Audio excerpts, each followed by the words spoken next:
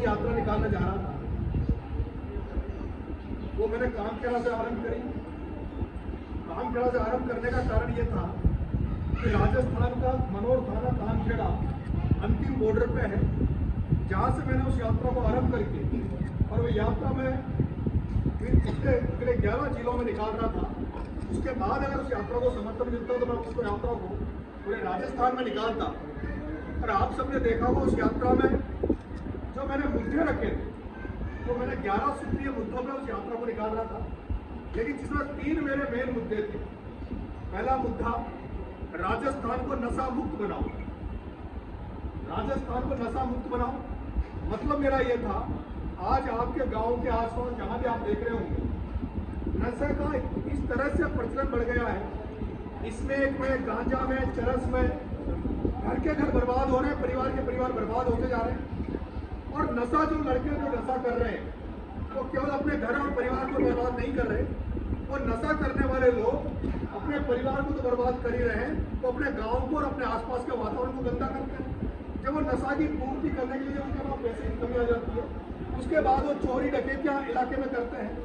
तो एक पंजाब में इसी तरह से कुछ समय पहले पंजाब में इसी तरह से नशा फैल गया था, और आज पंजाब में जब वो नशा सरकार से काबू नहीं आया तो गांव में कमेटियां बनी, सामाजिक संगठन आगे आ गए, और वहाँ के गाँव के जो पंच पटेल है वो आगे आकर गाँव में ऐसी कमेटियां बना रहे हैं। और कमेटियां तय कर रही है कि गाँव में कोई भी व्यक्ति नशा बेचता, कोई स्मेक का धंधा कर रहा है, कोई गांजा भांग जो उसका के नशा का जो है कारोबार, उसको अगर कोई बेच रहा है तो उसकी कोई गांव में जमानत नहीं कराएगा, कोई वकील उसके लिए खड़ा नहीं होगा।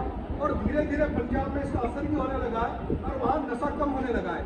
इसी तरह से आप जब जोधपुर संभाग में जाओगे, जालौर और पाली में जाओगे, तो वहाँ एक प्रचलन है। वहाँ जब किसी गाँव में किसी की डेथ हो जाती है बुजुर्ग की, या कोई मर जाता है, तो उसकी डेथ में जैसे अपने 12वां करते हैं, आज के तो 12वां भी अपने कम कर दिया, लेकिन वहाँ जो 12वां होता है, 12वां में वहाँ अफीम परोसी जाती है।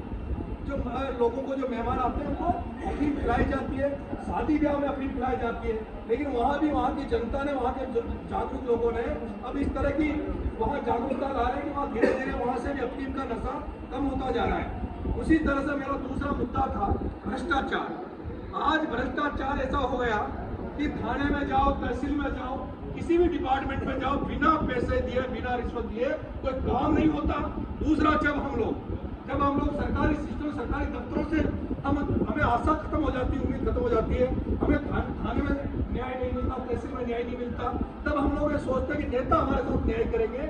नेताओं के भरोसे जब हम आगे बढ़ते हैं तब मैं देखता हूँ कि कम से कम इस हाड़ौती में जो राजनीति लोग कर रहे हैं, जो नेता यहाँ राजनीति में बैठे हैं, उन लोगों ने केवल अपनी जेबें भरने के लिए राजनीति को पैसा कमाने का धंधा बना लिया, राजनीति को केवल उद्योग बना लिया, किस तरह से अपने घर परिवार को मजबूत करें। और जो हालात, आप यहाँ से जयपुर जाओ, आप यहाँ बाबा रामदेवरा के दर्शन करने जाते होंगे, आप बाकी मेहंदीपुर बालाजी जाते होंगे, सालासर जाते होंगे, जैसे आप टोंक को क्रॉस करके, अजमेर को क्रॉस करके आप पूरे राजस्थान में जाओ, आप वहाँ के बसों में बैठो, ट्रेनों में बैठो, उधर सफर करो, आपको लोग अच्छे कपड़े पहनते हुए, अच्छे चेहरे नजर आएंगे, कुशल नजर आएंगे।